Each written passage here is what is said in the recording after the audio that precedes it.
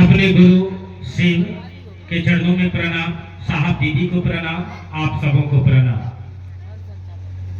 एगो जिज्ञासा आई है, हम चाहेंगे कि हमारे विद्यानंद भैया, जगदीश भैया, राजीव भैया, दीपक भैया और सारे दीदी लोग ध्यान से तनी सुनेंगे।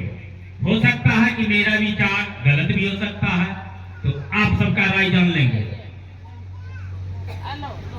जहां तक मेरी जानकारी में है कि अगर आपके प्रखंड में कहीं भी, जैसे केवटी प्रखंड है, तो केवटी प्रखंड में मोहम्मदपुर में आज दिया गया 1 दिवसीय शिव गुरु परिचर्चा, और आज रविवार है, और रविवार को ही ननौरा में साप्ताहिक चर्चा होती है, कोठिया में साप्ताहिक चर्चा होती है, बग्घा में साप्ताहिक चर्चा होती है, और मोहम्मदपुर में भी होती है।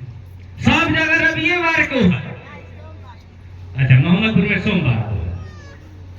तो हमने कहा कि जिस दिन आपके प्रखंड में 1 दिवसीय शिव गुरु कार्यक्रम है, तो सारे साप्ताहिक बंद रहेंगे, सभी भाई बहन वहां उपस्थित होंगे। कई लोगों का यह भी मानना है, बाप रे बाप, साप्ताहिक के छोड़ कर केना चले लिए, जुर्म हो गई। अभी अभी यही जिज्ञासा हुई है। ऐसा कतई नहीं है। मान के चलिए आज रविवार के दिन 25 आदमी ननौरा में रह गए, 25 आदमी कोठिया में रह गए, 25 आदमी बग्घा में रह गए, फिर यहाँ पे कौन रहेगा? तो एक दिवसीय का मतलब क्या हुआ?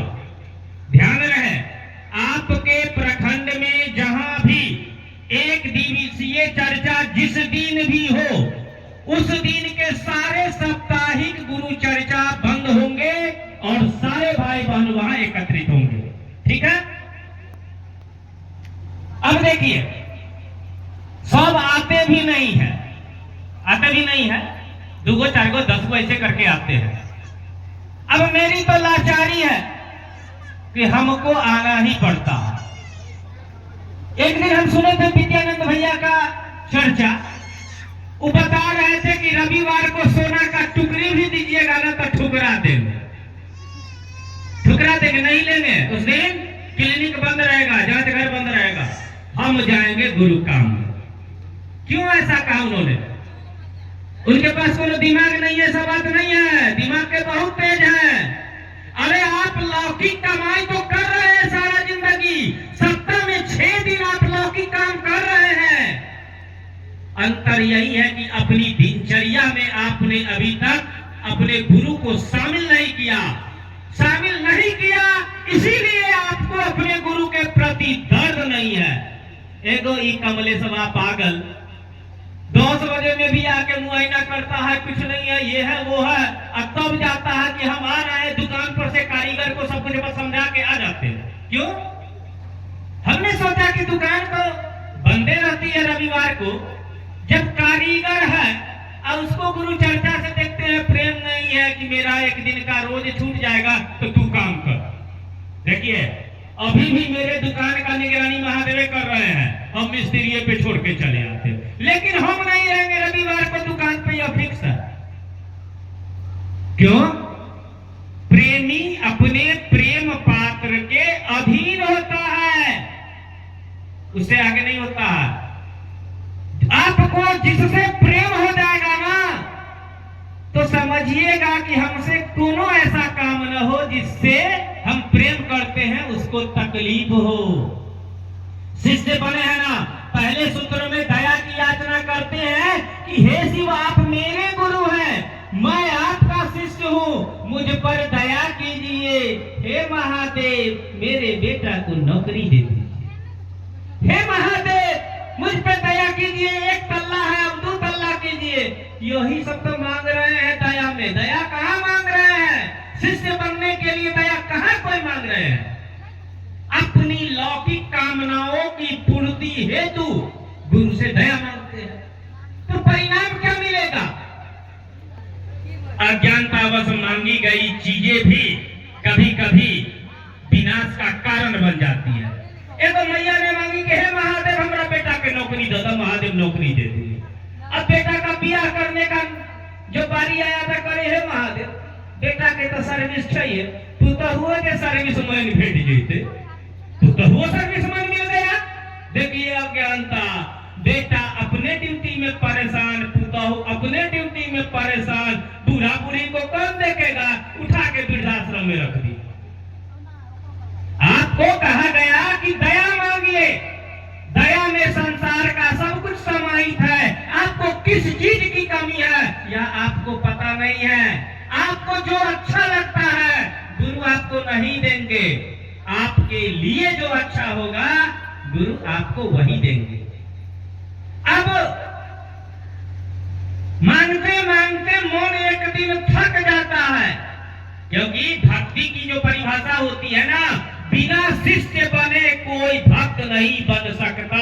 चाहे कितनियों चंदन ठोक वेशभूषा चेंज कर ले, कहे कि मैं भक्त हूँ, हो ही नहीं सकता। उनसे पूछिए कि भक्ति का मतलब क्या होता है, मुंह बातेगा। भक्ति का मतलब होता है प्रेम, और प्रेम में केवल दिया जाता है, लिया कुछ भी नहीं जाता। स्वामी रामकृष्ण परमहंस जी को गले में कैंसर हो गया, गले में कैंसर जिसका इलाज नहीं होता, मरिए जाता है। अब मैया भगवती से रोज बात करते थे। उनके शिष्यों ने कहा कि गुरु आप जो है मैया को कहिए ना, ठीक कर देंगे। क्या कहते हैं परमहंस जी, इतनी सी छोटी बातों के लिए मैं माता को कष्ट नहीं दे सकता। देखिए प्रेम वहां है, भक्ति वहां है।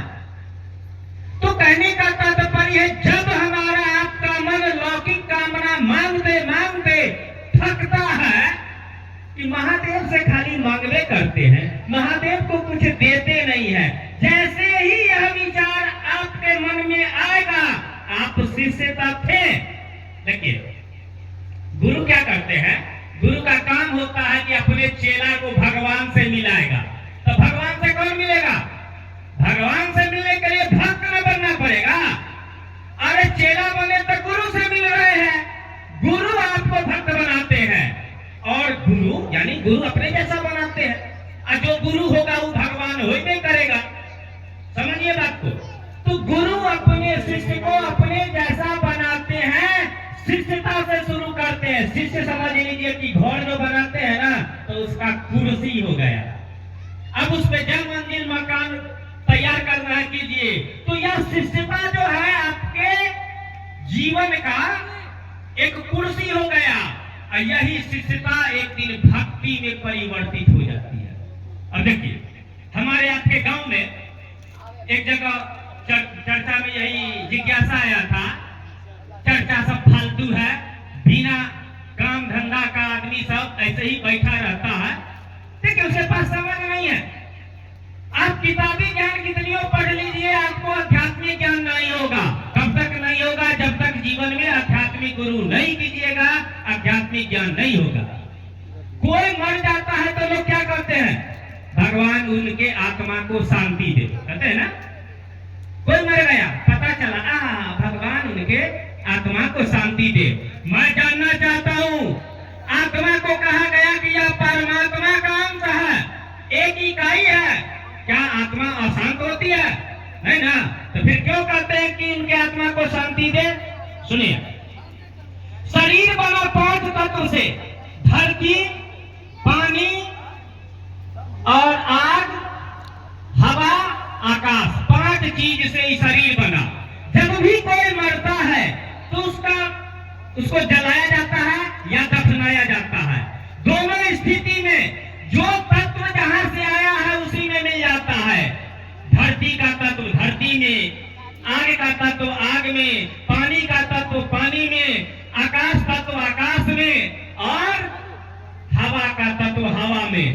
5 चीज तो मिल गया। इस छठवां जो है, छठा उसका आत्मा, वो कहां मिलेगा? वो भी जहां से आया वही मिलेगा, क्योंकि जो चीज जहां से आया उसमें मिल गया। तो ये आत्मा तो आया है परमात्मा से, ये कहां मिलेगा? ये मिलेगा परमात्मा से। लेकिन